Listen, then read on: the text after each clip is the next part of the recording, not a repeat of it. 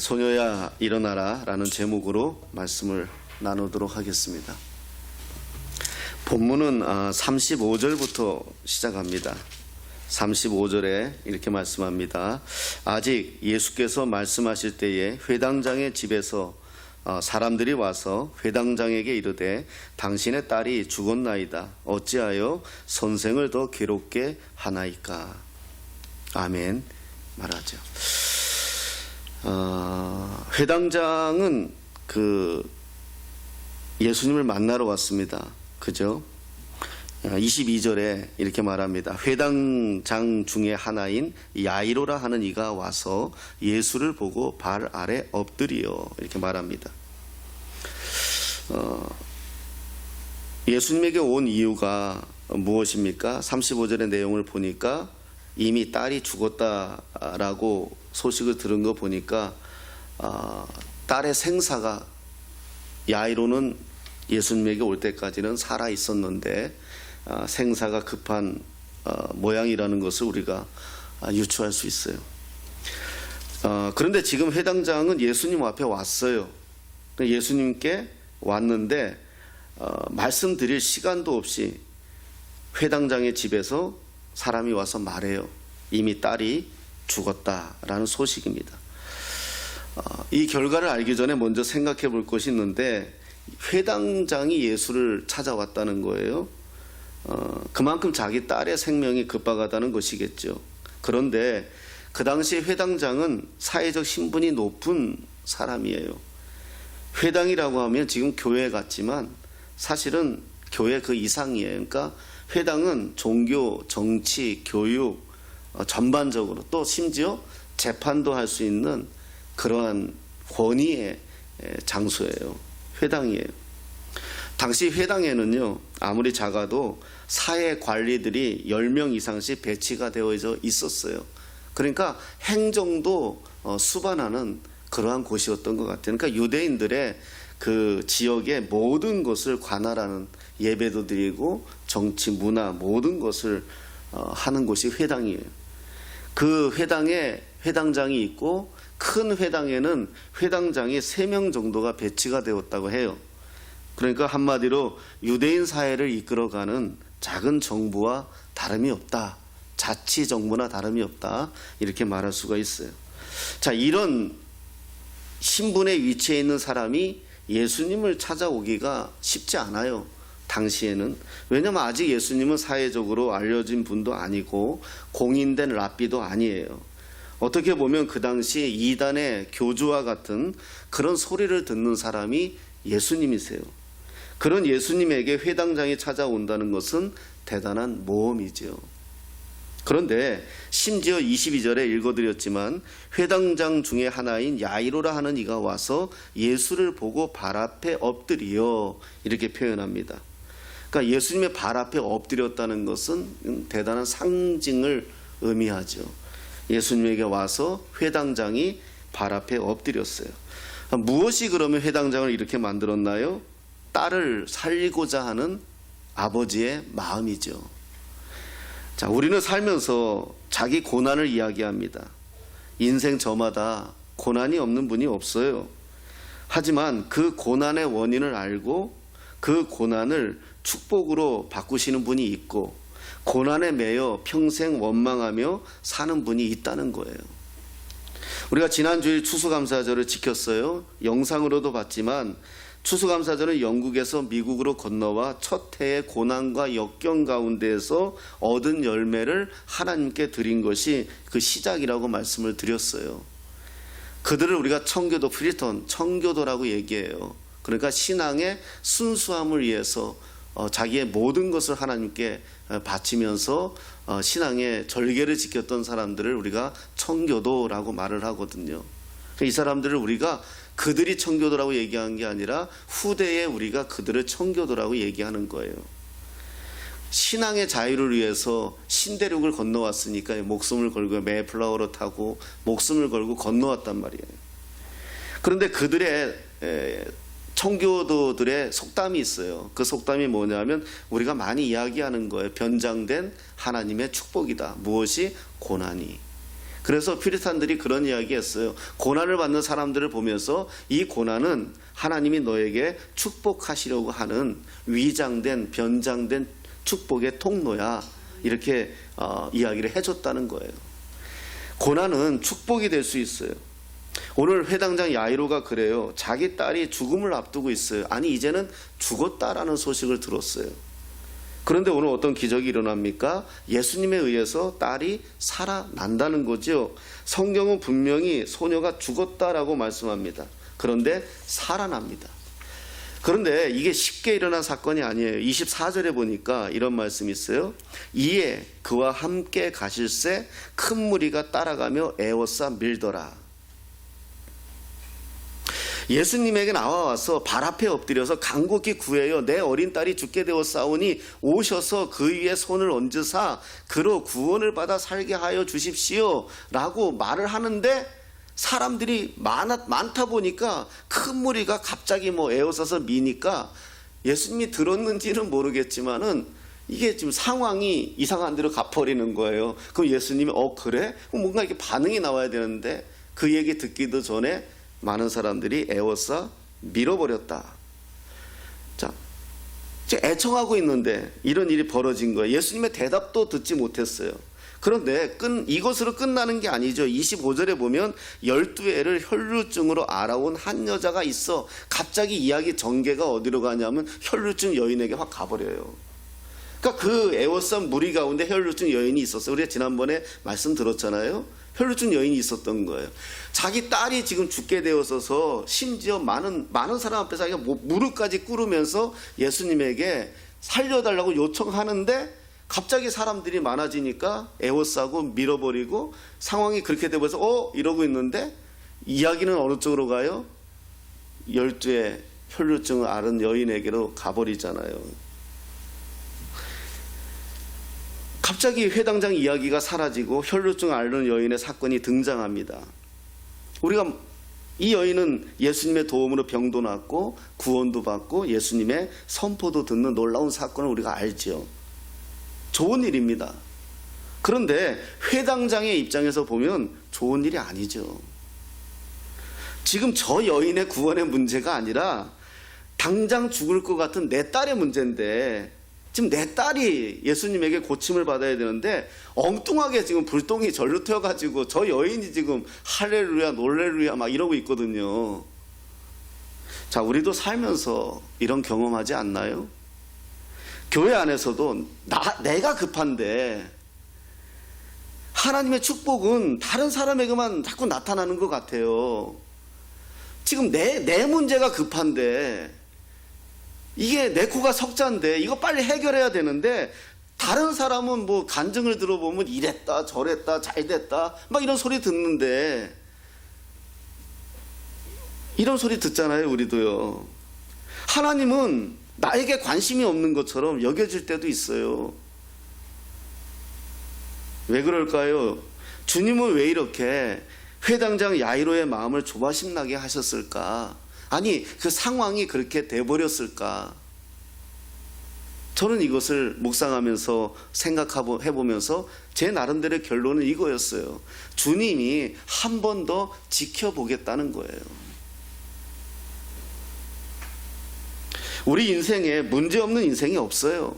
어서 해결되기를 바라요. 우리 입장에서는 당장 오늘 지금 곧 해결되길 바라죠. 그런데 주님은 묵묵부담이세요. 답답하지요. 그런데요, 주님이 가르쳐 주시고자 하는 뜻이 있다는 거예요. 누가복음은 다른 복음서와 달리 누가가 강조하는 내용이 기도예요. 그래서 누가복음에는요, 누가가 이렇게 기도를 이야기하는 내용이 많은 것처럼, 근데 마가복음에도 동일하게 기도하는 내용들이 많이 나와요. 그래서 마태와 요한보다 누가와 마가복음에서 예수님이 기도하는 내용이 많이 나와요. 자세하게. 마가복음은 좀 덜하지만은 누가복음은 디테일하게 나와요. 예를 들어서 마찬가지입니다. 지금 예수님이 대답을 안 하시고 우리에게 해결을 안 하시고 스톱하고 있을 때는 뜻이 있어요. 조바심 내면 안 돼요. 제가 뭐 늘 얘기하는데 예, 아무리 좋은 개도요, 예, 주인이 먹으라 할 때까지는 기다리는 게 좋은 개예요. 우리가 이걸 못해요. 그러니까 저는 이 훈련을 참 많이 받는데도 아직까지 그래요, 사실요. 저는 정말 하나님에게 이 훈련을 많이 받아요. 왜냐하면 제가 성격이 좀 급하고 어떤 일을 하면 막 해버려야 돼요. 그냥 만약에 이제 어제 틀이 했지만은 이걸 해야 된다고 생각되면은 밤 1시에도 나와가지고 하고 앉아있어요. 같이 사는 사람이 보면 얼마나 참 답답할까요? 예, 자야 되는 시간에. 예, 남을 배려도 안 하는 거죠. 예, 그래, 제 성격이 그래요. 그래서 하나님에게 많은 부분을 많이 깎임을 받았는데도 아직 그럴 때가 많이 있어요. 그런데 결론은 뭐냐? 하나님이 그렇게 하실 때에는 그런 이유가 있어요. 자, 여기서 만약에 있잖아요, 회당장 야이로가 포기하고 자리를 일어섰다면, 딸에게 돌아갔다면, 죽었다는 소리도 들었는데 뭐 이래, 저 여인은 왜 뭐 나보다 뭐가 더 난데 뭐 예수님 옷을 만져서 그래? 나는 만지는 정도가 아니라 빨 수도 있어. 뭐 나는 빨래도 해드릴 수 있어. 뭐 이렇게 속으로 마음을 먹고 그냥 돌아섰다면 기적은 없죠.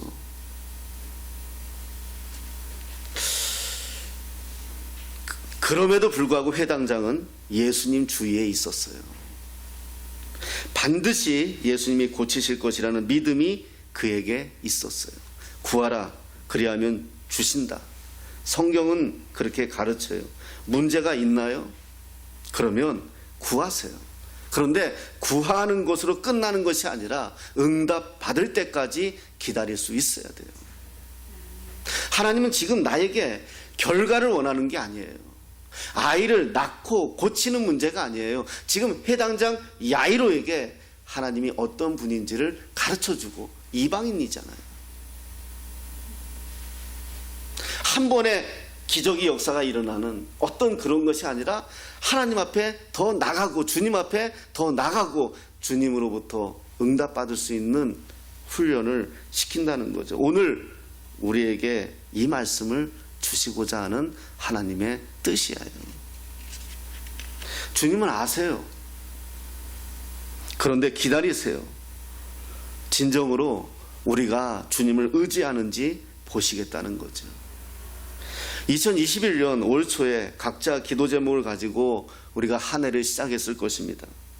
이제 한 달 남았어요. 그 기도 응답 받으셨는지요? 아니면 그 응답을 위해 지금도 멈추지 않고 기도하고 있는지요? 한두 번 기도해보고 이것은 주님 뜻이 아닌 게벼 이러고 멈추고 있는 건 아닌지요? 오늘 본문이 그것을 우리에게 가르쳐 주시는 거예요. 35절에 최악의 소식이 들려와요. 당신의 딸이 죽었나이다. 상황 종료예요. 희망도 없어요. 이 정도 되면 원망 생기지 않겠습니까? 주님, 조금만 더 빨리 관심을 가져주었더라면, 지금 혈류증 앓는 여인이 기적적으로 낫는 것까지 봤어요. 그럼 내 딸도 살 수 있다는 소망을 보았을 거예요.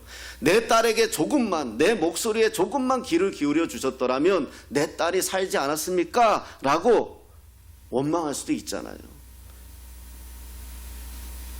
혈류증 앓는 여인만 중요하고 내 딸은 중요하지 않습니까? 아마 내가 회당장이라면, 진짜 실제로 내 아이가 죽고 사는 문제라면, 그럼 저는 그렇게 주님에게 따졌을 거예요. 그런데 성경은 뭐라고 말씀하십니까? 딸의 죽음을 알리러 온 사람이 회당장을 보라고 뭐라고 말해요? 딸이 죽었는데 35절에 회당장에게 이르되 당신의 딸이 죽었나이다. 어찌하여 선생을 더 괴롭게 하고 있나이까? 그렇게 말해요. 죽었다는 소식을 들었으면서도 독촉하고 있는 모습이 보이잖아요. 당신의 딸이 이미 죽었는데 왜 선생을 괴롭게 합니까? 이렇게 말하는 거예요. 아니, 당신의 딸이 죽었는데 왜 예수님을 자꾸 힘들게 만들어요? 죽었어요. 끝이에요. 상황 종료예요. 이렇게 말하는 거거든요. 그러면 또 이탄, 주님의 뜻이 아닌 게벼 하고 돌아설 수도 있잖아요. 믿음은 그런 것이 아닙니다. 끝까지 포기하지 않는 거예요. 1시간 뒤에 망해도 지금 망한 거 아니잖아요. 1분 지나 내가 죽어도 지금 내가 죽은 거 아니잖아요. 제가 아는 목사님이 그런 간증을 저에게 하셨어요. 자기 아버지가 병원에서 죽어가는데 예수님을 영접하지 않았다는 거예요.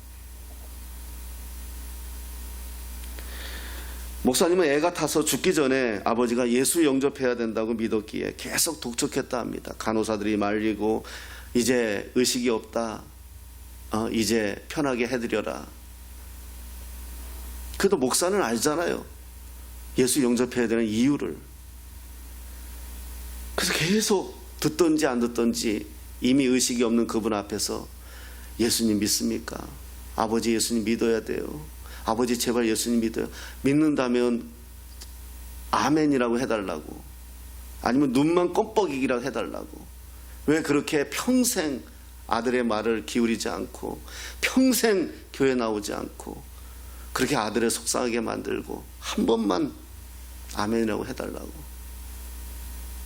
그래도 요지부동이었는데 한참 씨름하는데 아멘 하시고 숨을 거두시더라는 거예요. 의식이 없는 양반이. 1분 뒤에 죽어도 지금 죽은 거 아니에요. 1시간 되어 망해도 지금 우리 망한 거 아니에요. 그때까지는 기도하는 거예요. 그때까지는 소망이 있는 거예요. 죽었다는 소식을 들었어도 오늘 예수님도 그렇게 말씀하십니다. 딸이 죽었다는 소식을 가지고 온 사람 앞에서 회당장에게 뭐라고 요구하십니까? 이렇게 말씀하세요. 36절에 예수께서 그 하는 말을 곁에서 들으시고 회당장에게 이르시되 두려워하지 말고 믿기만 하라. 두려워하지 말고 믿기만 하라. 이 말은요 계속되는 말이에요. 계속 진행형이에요. 계속 믿으라는 거예요. 쉬지 말고 믿으라는 거예요. 그냥 믿으라는 거예요. 예수님은요 이 소식을 듣고 37절에 보니까 베드로와 야고보와 야고보의 형제 요한, 요 세 사람, 베드로, 야고보, 요한 3인방이죠. 변화산에도 이 사람들 데리고 올라갔으니까요. 다른 사람들은 따라오지 못하게 하고 이들만 데리고 회당장의 집에 가요. 가니까 이미 어때요? 현장에 가보니까 사람들이 통곡하고 울고 난리가 아니죠. 38절에 심히 통곡함을 보시고 그때 예수님이 말씀하십니다. 39절에 너희가 어찌하여 떠들며 우느냐? 이 아이가 죽은 것이 아니라 잔다. 이렇게 말씀하세요. 그러니까 사람들이 어떻게 반응해요? 40절에 그들이 비웃더라. 생물학적으로 죽었거든요. 숨을 거뒀는데 예수란 사람이 오더니 잔다라고 얘기하니 웃음밖에 안 나오죠. 세상 사람들은 그렇게 생각합니다. 아니 죽은 자가 어떻게 살아나? 아니 기도한다고 뭐가 어떻게 돼? 그렇게 말합니다. 그럼 기도하는 사람들 맥 빠지죠. 정말 되기는 되는 걸까? 그게 뭐죠? 불신앙이에요. 아까 예수님이 뭐라고 말씀하셨습니까? 두려워하지 말아라. 믿으라 라고 말씀하세요. 근데 두려워진 거예요. 안 될까봐, 기도해도 안 될까봐 두려워진 거예요. 그래서 내가 그 안 되는 거에 상처받을까봐. 무엇이 없는 거죠? 믿음이에요. 우리가 수요 예배 히브리서를 지금 보고 있어요. 11장 하고 있는데 믿음의 사람들, 믿음의 샘플들이 나오죠. 그들의 행동들 앞에 꼭 붙는 말씀이 뭡니까? 믿음으로 죽음을 경험하지 아니하고 하나님 품에 갔다. 믿음으로 방주를 만들었다. 믿음으로 아브라함이 고향을 떠나왔다. 믿음이에요. 믿음. 그들이 우리보다 성정이 달라서가 아니에요. 우리하고 다른 육체를 가지고 있어서가 아니에요. 똑같아요. 그런데 우리와 그들의 차이는 뭐죠? 믿음이에요. 믿음으로 살았다는 거예요. 그 사람들은요. 믿음의 사람은 상황을 보는 사람들이 아닙니다. 예수님을 믿는 믿음으로 끝까지 포기하지 않는 거예요. 주님 바라보는 거지요. 세상 사람들 조롱합니다. 예수 믿는다고 떡이 나오느냐? 저는 말해요. 떡이 나온다고요. 그들이 아직 경험하지 못한 것 뿐이죠. 아직까지 믿음이 뭔지 모르는 거죠. 예수가 뭔지 모르는 거죠. 저는 지금까지 믿음으로 아이를 키웠고 믿음으로 내 인생을 살아보았어요. 실패도 많았고 넘어짐도 많았지만 믿음으로 사니까 결국 내 안에 주님으로 살아요. 주님이 역사해요. 그거 다 이야기하라 하면 3박 4일이에요. 예수님은 사람들의 조롱에 아무 대답하지 않아요. 그거에 반응하지 않아요. 우리는 반응하죠. 네가 아니, 네가 뭐 근데 반응 안 해요. 왜? 진리니까요. 저 창세기 1장의 위대함이 뭐죠? 제가 만약에 감히 그럴 일은 없지만 세상을 만들었다면 아주 다양하게 잘 설명할 거예요. 없는 것까지 부풀려서.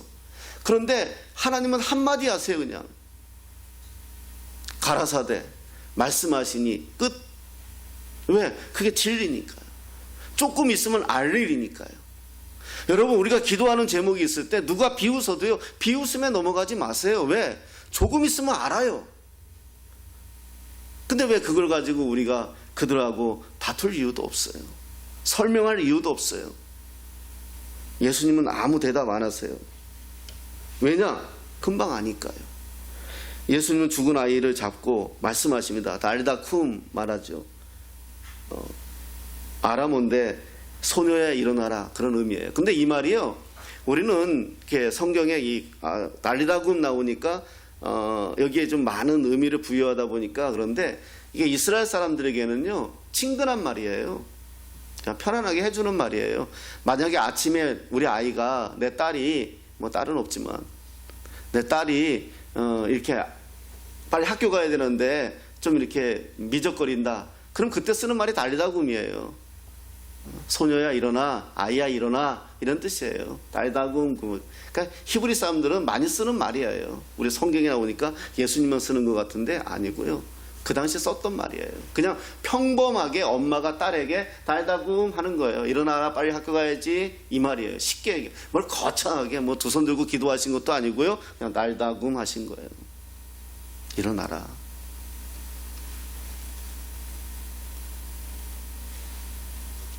소녀가 일어나죠.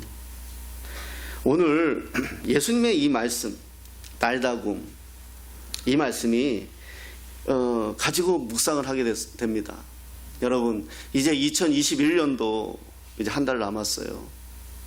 아직 내가 주저하는 것이 있다면, 아직 내가 일어서지 못한 것이 있다면 이 음성을 들었으면 좋겠습니다. 여러분의 가정에 예수님이 달리다굼 하는 소리가 들렸으면 좋겠어요. 여러분의 심령에 달리다굼 하는 소리가 들렸으면 좋겠어요.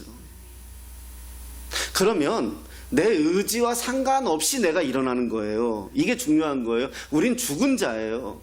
우리는 세상에서 이미 죽은 자예요. 내가 의지를 갖고 살아나려고 애써서 사는 사람이 아니라니까요. 100일 금식 기도해서 사는 사람들이 아니고요. 막 또 이 금식 기도 얘기 누가 또 들으면 안 되는데 뭘 해서 내가 사는 게 아니라는 얘기를 하고 싶은 거예요. 그건 주님이 주신 감동의 은혜에 내가 하는 거지 목적을 가지고 하는 거 아니라는 거예요. 우린 죽은 자예요. 그냥 예수님이 말씀이 임하면, 달리다굼이라는 말씀이 내게 임하면 내가 살아나는 거예요. 모든 주권은 누구에게 있다? 하나님께 있는 거예요. 내 의지에 상관이 없어요.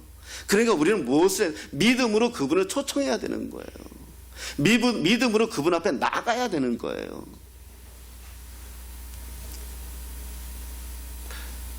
제가 아는 그 서울에서 사역할 때 두 분을 내가 이제 기억나는 분이 있는데, 한 분은 새벽 기도에 꼭 신문 들고 오시는 분이 있어요. 예. 그리고 또 한 분은 아프면 꼭 교회 와서 1시간 이상 기도하고 가시는 분이 있어요. 그래, 그게 미신처럼 보일 수도 있어요. 근데 저는 그분들이 그 마음이 참 이뻤어요. 또 와요. 그리고 혼자 기도하고 가세요. 하나님, 내가 좀 힘이 들어요. 뭐 집에서 기도 못합니까? 해당장 야이로처럼 주님 앞에 나가는 마음으로 나가는 거였겠죠. 그 먼 거리를 오시는 거예요. 그래서 그냥 가만히 기도하시다. 안 나아도 상관없어요. 육체는요, 이미. 마음은 다 나은 거예요. 또 신문 갖고 오시는 분은요, 새벽기도 끝나고 사람들 다 가면 한 2시간 걸리잖아요. 보통 한 5시에 새벽기도 하면 한 7시나 7시 반 되면 다 가요. 그럼 이제 저는 이제 문을 닫아야 되는데, 그래 집에 가는데 이분이 다 그다음부터 뭐 하느냐, 다 간 다음에 신문 딱 펼쳐요, 혼자. 그리고 신문을 하나하나 읽어요. 예. 코로나가 지금 4,000명 맞지? 4,000명이 넘었답니다. 하나님, 이거 어떡하죠? 이게 기도예요. 그러니까 하나님 앞에 이 나라에 있는 일들을 하나하나 이렇게 고자질하는 거예요. 그래서 하나님, 이거 곤란해요. 막 이러면서 내가 끝나고 나와서 나이 드신 집사님이시거든요. 아, 집사님, 하나님 다 아세요? 그러면 그래요. 제가 참 철이 없죠. 빨리 문 닫아야 되는데. 저는 집이 이 안에 있다는 게 너무 감사해요. 여기서 그런 거 상관없잖아요. 그럼 그분이 그래요. 아시죠, 목사님. 근데 그냥 그분에게 이렇게 좀 말씀드리고 싶다는 게 자기 마음이라면 고맙다 그랬어요. 고맙다고. 이분 얘기하니까 하나만 더 얘기하고 마칠게요. 그 옛날에 그 타이슨 알죠? 복싱 선수 타이슨. 이분이 어느 날 저한테 와서, 그게 오래된 얘기잖아요. 와서 그러는 거예요. 자기는 이 타이슨, 그때 막 성추행 막 이런 것도 있고 그랬어요. 그 사람이.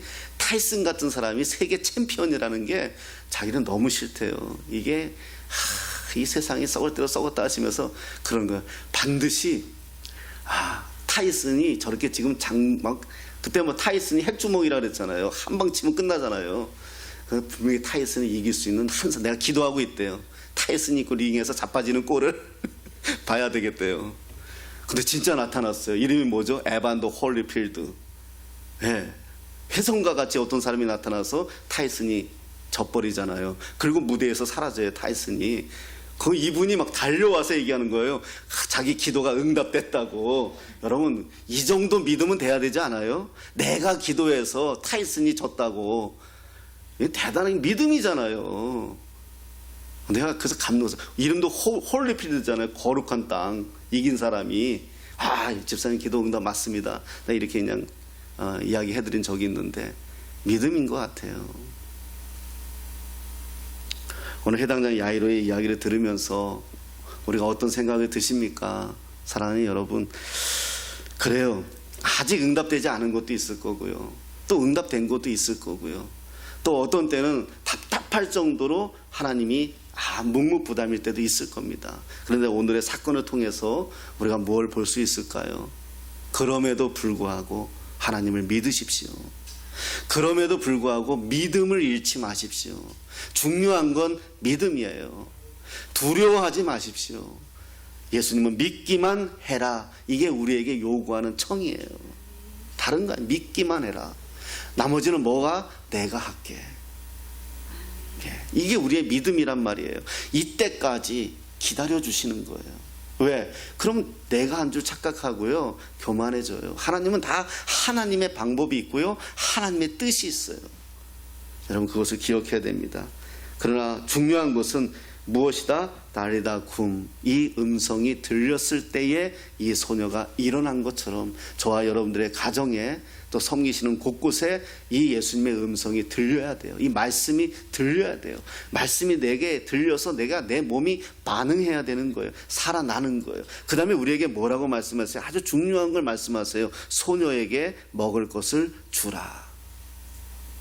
소녀에게 먹을 것을 주라. 이 의미는 뭘까요? 이제 살아난 아이인데 이 아이에게 먹을 것을 주라. 첫째는 살았다는 것을 증명하는 의미도 되겠지만, 두 번째는 우리의 몫을 주시는 거예요. 기도하고 응답받았다고 끝나는 것이 아니라 그 다음에 그 응답받은 것에 우리의 몫이 있다는 거예요. 예를 들면 나사로가 죽었잖아요. 그래서 나사로가 죽어서 3일 동안이나 무덤에 있었잖아요. 예수님이 그 자매들에게 뭐라 그래요? 그래가지고 찾아오셔가지고 나사로야 나오너라 그러잖아요. 그러니까 나왔잖아요. 그럴 때 뭐라고 말씀하셨어요? 묶인 것을 풀어주어 다니게 하라 그래요. 성경은요. 다니게 하는 것은 누구 몫이다? 우리 몫이에요. 하나님은 하나님의 몫이 있고요, 우리의 몫이 있다는 거예요. 응답받았을 때 그것으로 끝나는 것이 아니라 그 응답받은 내용을 우리가 감당해야 되는 거예요. 살아내야 되는 거예요. 그래야 어떻게 된다? 이어지는 거예요. 이것을 경험하시면서, 기억하시면서 이 시대 지금 우리들의 모습은 어떻습니까? 다 죽어 있는 것 같잖아요. 소망도 없는 것 같고요. 믿음으로 버텨나기도 어려운 실정에 우리가 살아가고 있어요. 오늘 주님의 이 음성을 들어야 하지 않겠습니까? 일어나라. 여러분, 일어나십시다. 혹시 무너진 것이 있다면 일어나십시오. 혹시 내가 영적으로 무너진 것이 있다면 일어나십시오. 육체는 내 믿음의 산물이에요. 육체에 지지 마시고요, 영적으로 일어서십시오. 주님의 이 음성 들으면 일어납니다. 딸리다고. 이 음성으로 우리 2021년 한 달 남은 이 시기 잘 마무리하시면서 승리하시기를 예수님의 이름으로 축복합니다.